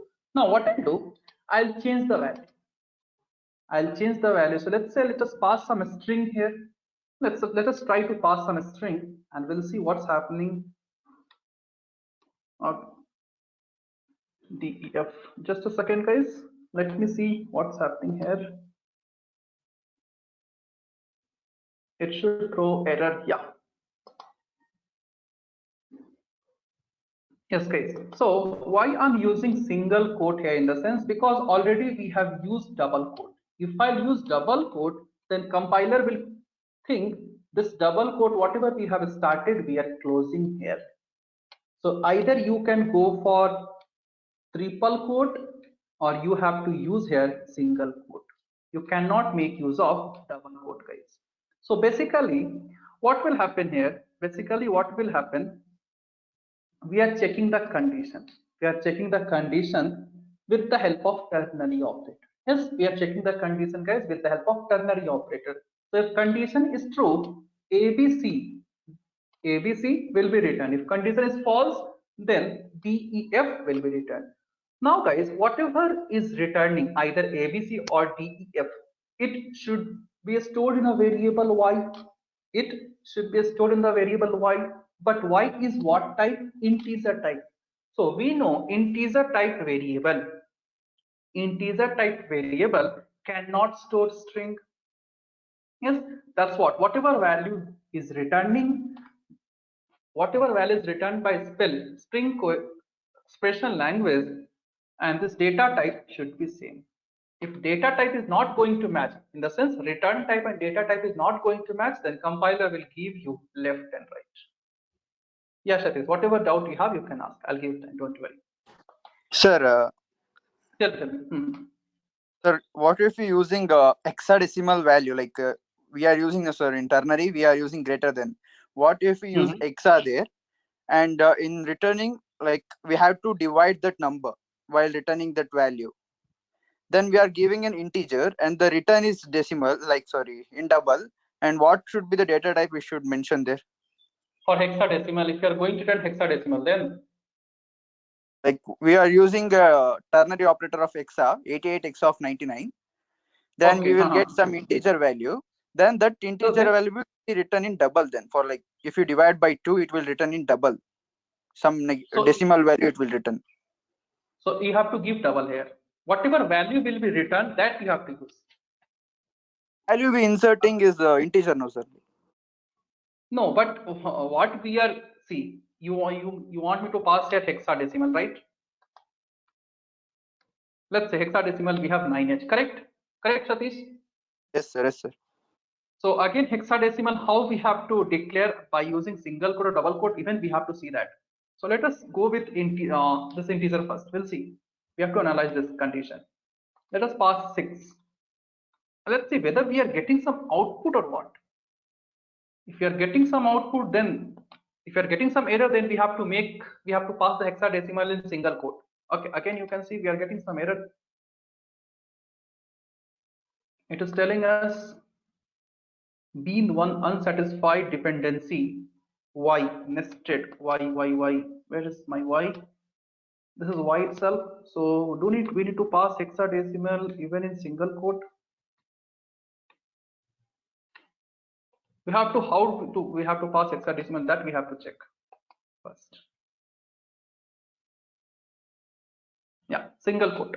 Now see, we have to pass the hexadecimal in single quote. So what we are doing, Satish, basically we are checking the condition. Yes, we are checking the condition. If condition is true, then what we have assigned 5. So can I say this 5 is the return type of this value annotation? No sir, it's not return type, like, but it is decimal what we need to insert. No, how decimal? We have used her integer, right? Like my question is, there like in above value like 99 plus 63, no sir, like if we use 99 of hexa of 63, like what we use in binary, it seems like, no, ternary, 99 hexa of 63. Then the value what we need to insert is there will be like we have to divide by 2 then insert. Like I saw this concept in some projects, that's why I'm asking sir. Like okay, just send me the complete expression. I'll just check it once. At last we'll discuss. Yeah, okay, sure sir. Just send me that. So just we have to see. So if that is the case, we have to declare this a string or what type. I need to analyze the complete expression. Just share me that. We can do it. No problem. Yeah. Sure. Yeah. Fine, guys. So that's whatever is going to return here, that we have to inject. So let me change it to double as well. And let us change this to double.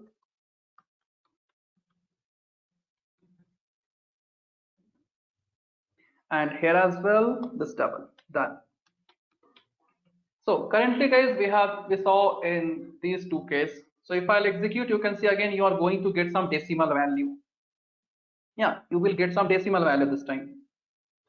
You can see we are getting 6.0 because the first condition, this particular condition is false. So it will return this value. So we are getting 6.0. Automatically here typecasting is happening. Yeah, we passed 6 itself, but we are getting 6.0 typecasting is happening. Okay, not a big deal. So now let's say I want to obtain power of a number. I want to obtain, guys, power of a number. So if you want to perform, now let's say if you want to fetch the square root, if you want to fetch the power, so we have a package. We have a basically class. We have a, in lang package, we have a math class. We have a math class. Okay, just a second. So methods of java.lang.math.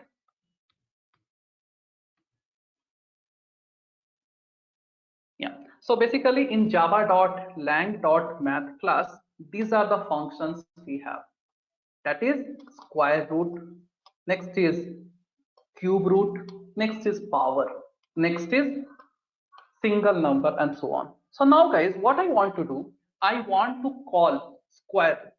I want to square a given number. So since coming about the square root, it is nothing but it is a static method. Basically, square root is a static method which is a present in a class math, but directly we cannot use class name. We cannot say math dot square root. We have to say, we have to pass the complete fully qualified class. So now I want to obtain square root of a number. So what I'll do, guys, all of you see here, I'll say at the rate value. I'll say at the rate value. I'll make use of expression language, again double quotes. Again, I need to give hash open close. This is my syntax, and in between this flower braces, we have to pass the expression. So basically, I want to find the square root of a number. Yes, I want to find the square root of a number. So how to call a static method, guys? Just we saw the syntax. We have to say t class name dot method name. We have to pass the parameter. So same thing I'm going to follow. I'll say capital T. I need to pass your class name dot. I need to pass your math name. I need to pass the method name basically. So now what is the class name? We know class name is math, but we cannot pass only the class name. We have to pass the fully qualified class name. So we'll say java.lang.math. So basically we are passing here class name, but in the form of fully qualified class name. Now inside this class, we have a function, guys. Just now we saw it contains a function square root. Now a square root function, obviously it will accept some argument. So let's say I want to obtain square root of 25. So what you will do, you will make use of this particular class. So how we can declare class, guys? You have to say T. Within that, you have to pass the class name, but here it will accept fully qualified class name. And then we have to call this static method. So now square root of 25 will be obtained and it will be injected in power variable. So let us declare here again getters and setters and constructor. So select all. Okay. Again, I want to a string method. Say yes, and then for power as well, generate a to a string method. So what is the square root of 25, guys? Yes, what is the square root of 25? 5. So that will be stored in a variable power, guys. But since we have used data type as double, so automatically typecasting will happen. 5 won't be stored. 5.0 will be stored here. Now let us see what's happening.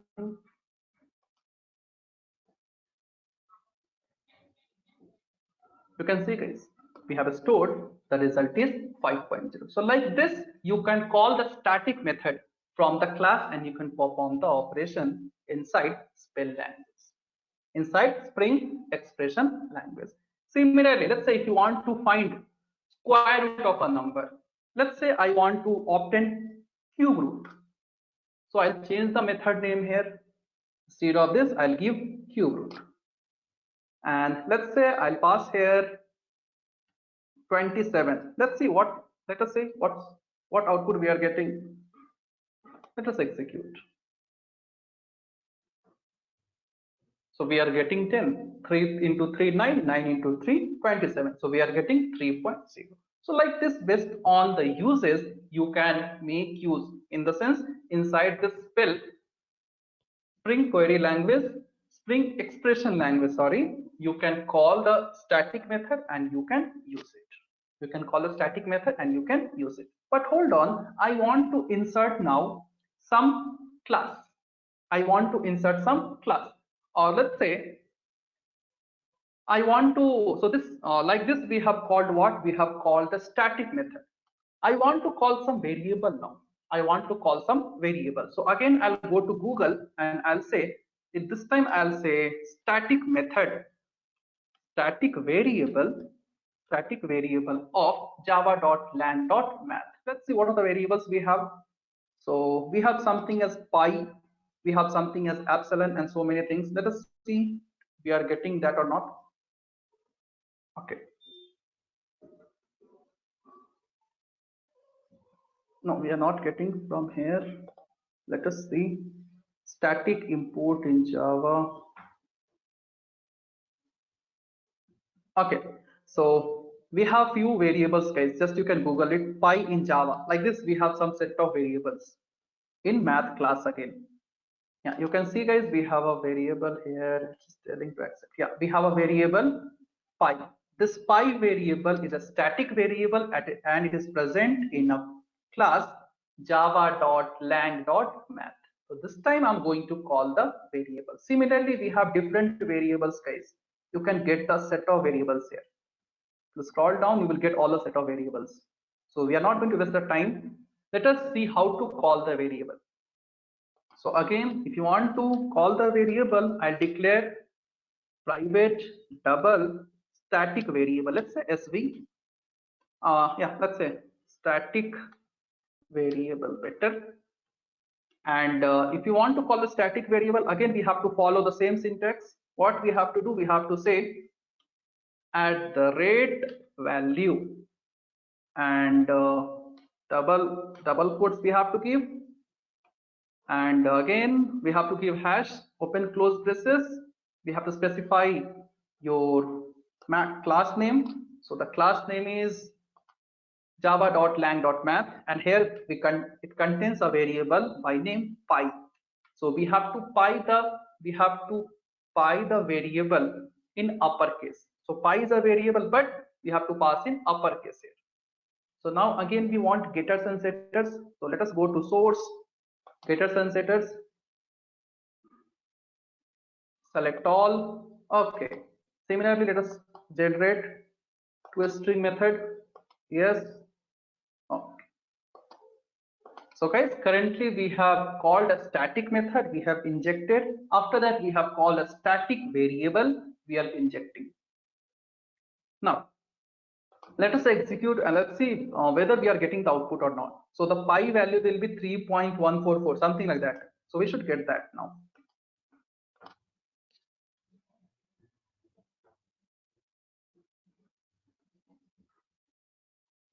Yes, you can see, guys, we are getting static variable value as 3.1.4 and so on. So like this, guys, you can call the static method, you can call the static variable.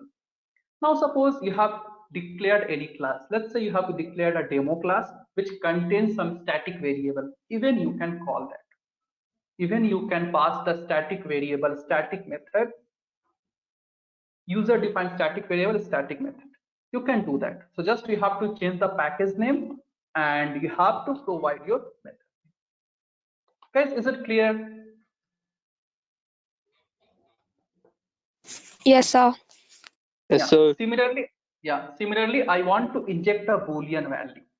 I want to inject the Boolean value. So let's say we'll go a little fast, guys. These are the basic things.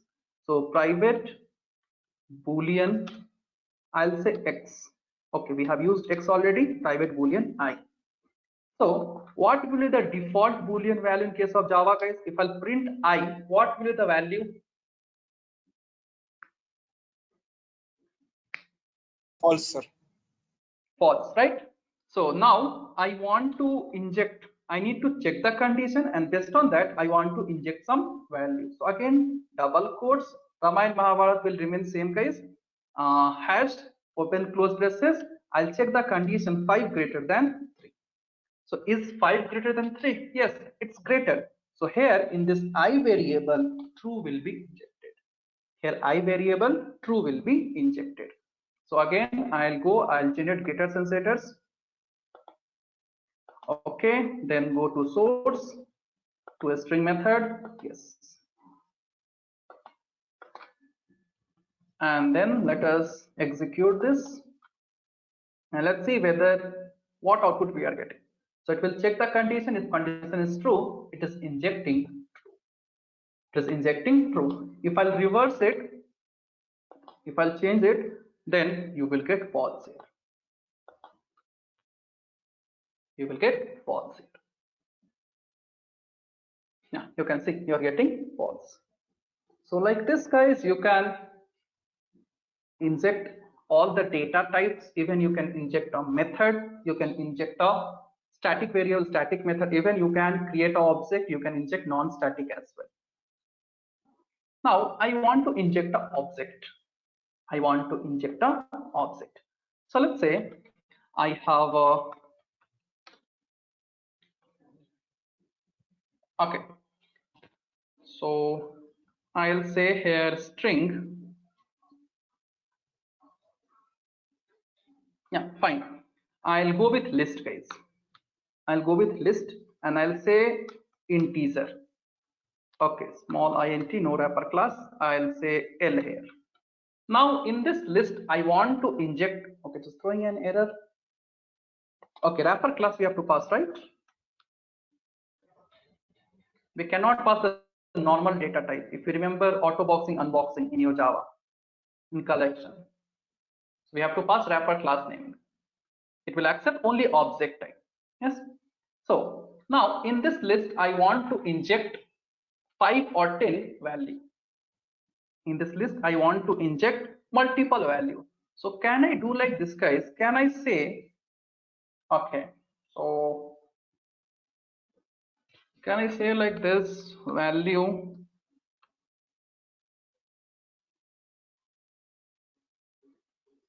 Okay, before that, guys, let us go with the normal thing. We'll even inject this list as well, not to worry.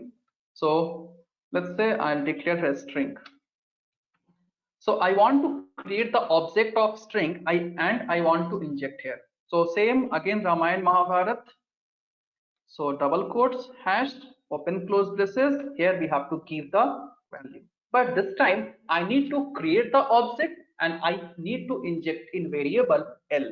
So what I'll say, so again, I need to create the object. So how we can create the object? So obviously new operator. And the string class, if you know guys, string class is present in java.lang package. So you can say java.lang dot string, and for the string you can pass some value. Let's say I'm going to pass the, okay, so again you have to use single quote. If you use double quote, then again compiler will throw an error because it will assume the first double quote has been closed. So let's say I'll pass here string as JSPiders. So what will happen, basically one object of string will be created and it will be injected in a variable L. It will be injected in a variable L. Let me change the variable name. So let's say string type value. You can give L as well, string type value.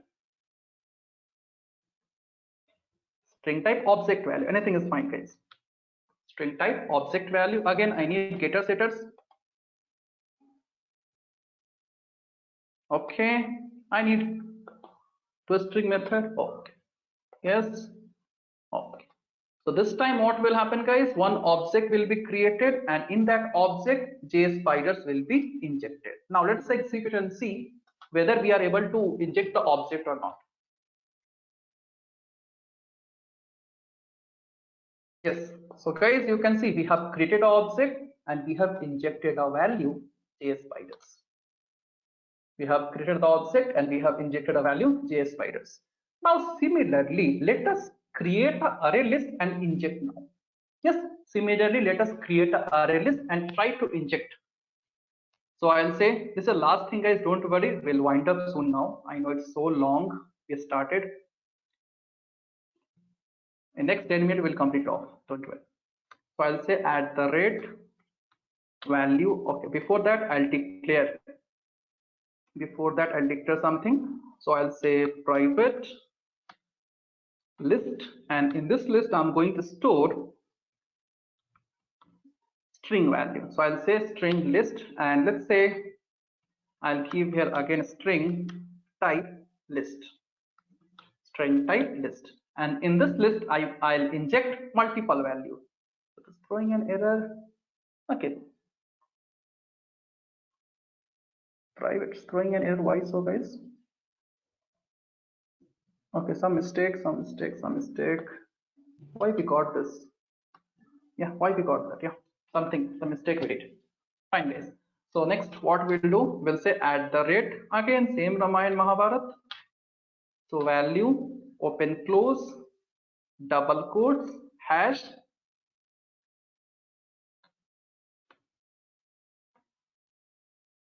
Okay, this is really interesting. Let's see how we can do it. Yeah, let's see. So we will create the object now. So let's say new java.util.arraylist. We will inject the implementation class ArrayList dot. Now this is interesting. Can we do it like this or not?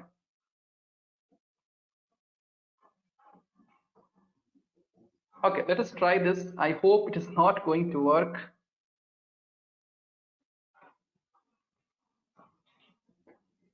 Okay, just let us try with this, only the object creation thing first. Let's see what's happening. Then we'll see how to inject the value. Getters and setters. I hope like this we can't do. We can't inject the value, but that's okay. Let's see. We'll learn the things. Then execute. So this time one object should be injected. Yeah. One object will be injected, string type list, and we are getting null. Yes, we are getting null. So for this, I want to inject the value now. For this array list, I want to inject the value. Okay, so can we pass value in the argument? I hope no. I hope no. ABC. Let us try with one value, that's it.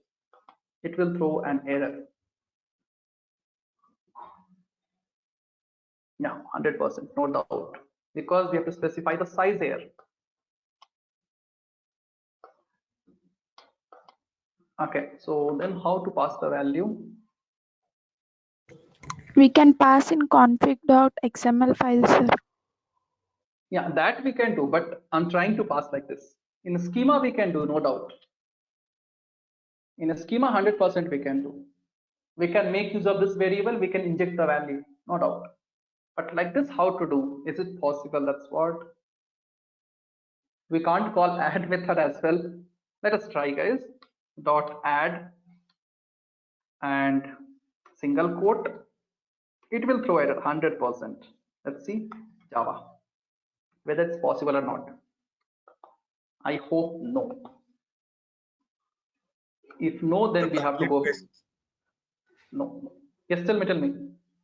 Sir, braces come. You close, not close the braces, sir. Okay, I have not closed the braces. Okay, fine. But I guess this is not possible even.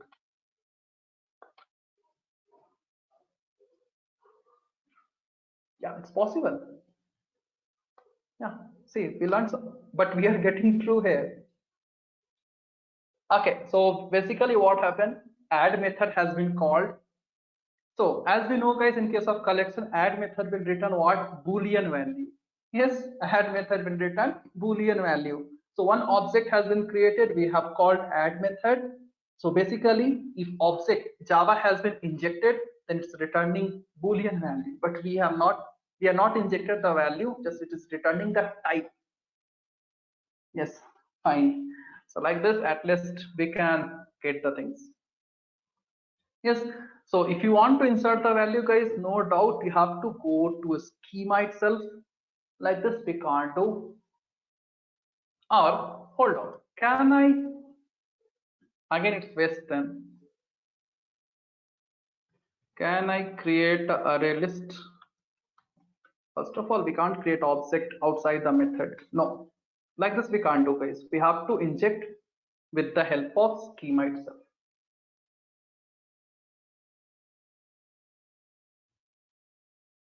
Yeah, just we have to inject with the schema. We can't pass here. Because if you are passing like this, let me pass one more value. Let's see what's happening now. This time it should throw an error. DEF. So that's what, guys, we have to learn the things. We have to keep on learning.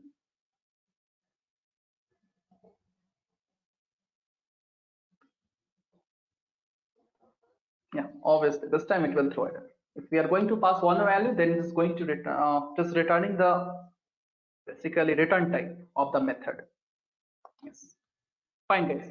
So all of you execute these things fast. Yeah, just within 2 minutes complete this. Then we'll stop here, guys. You won't proceed. Yeah, just complete this program fast within 2 minutes.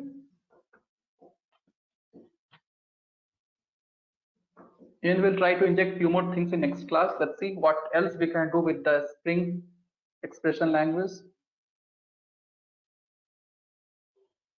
Okay, like that can be. Let's try, I guess. Will it work? 1 second, guys, just a second. Let me try this also. It's working, then fine. No. Fine, guys, we'll see this part. Let me see. Yeah, just execute, guys, fast.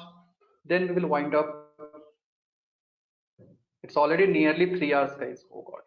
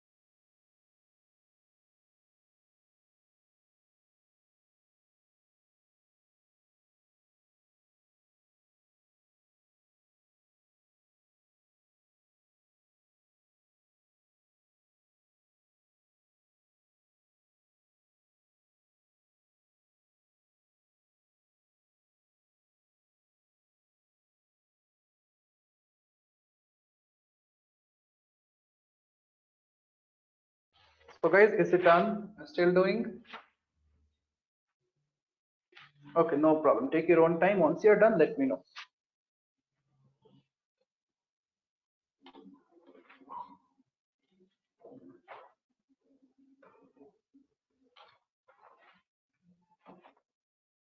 Satish, whatever doubt you have, just share your doubt in chat box. I'll just solve it. Sir, I will mail those things, sir. I will mail Done. those things. You have a mail ID, right? Yeah, sir, I have. Yeah, just share. Yeah. Okay. Okay, thank you, sir. Yeah.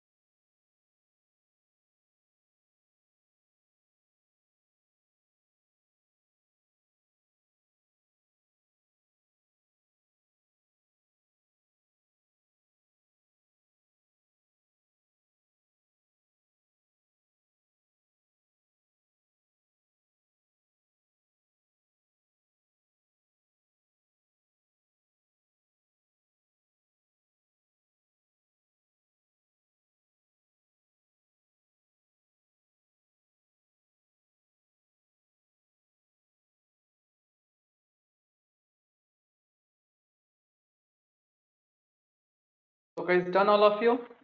Yeah. Everyone have you completed? Yeah. Good. Fine, guys. So that's all for today, guys. We have completed almost. We did everything in case of Spring expression language. We injected property. In the sense we have injected the object, method, and then variable, and even primitive type also we have injected. So in next class, we'll continue with, we'll see how to remove the XML file. We'll see, we'll proceed, whatever concept is left out. So most probably guys, in tomorrow's class, we'll complete your Spring core. So Spring core will be completed in tomorrow's class, most probably. So once Spring core is completed, we'll go with Spring JDBC. So in tomorrow's class, we'll complete the Spring core and we'll start, just we can complete. So after that, we'll go with Spring JDBC. So guys, revise all the concepts. Once Spring JDBase is done, after that we'll go for ORM Spring, that is Hibernate Spring. After that you will have your first mock. Yes, so practice the things properly. If you have doubt, you can ask in tomorrow's class. During class, just let me know if you have any doubt, we'll solve it all. Fine guys, clear? So please practice the things neatly, perfectly. If you will learn the strings, then after this, nothing to learn in Java basically. Once you are perfect in Spring Boot, nothing much to learn in Java. Yes, fine guys. So all of you practice the things. We'll stop here. We'll continue in tomorrow's class. Fine. Clear guys, everyone? Yeah. So thank you guys. Thank you everyone. We'll stop here. We'll continue tomorrow's class. Thank you guys. Thank you everyone. We'll stop here. We'll continue tomorrow's class. Thank you, sir.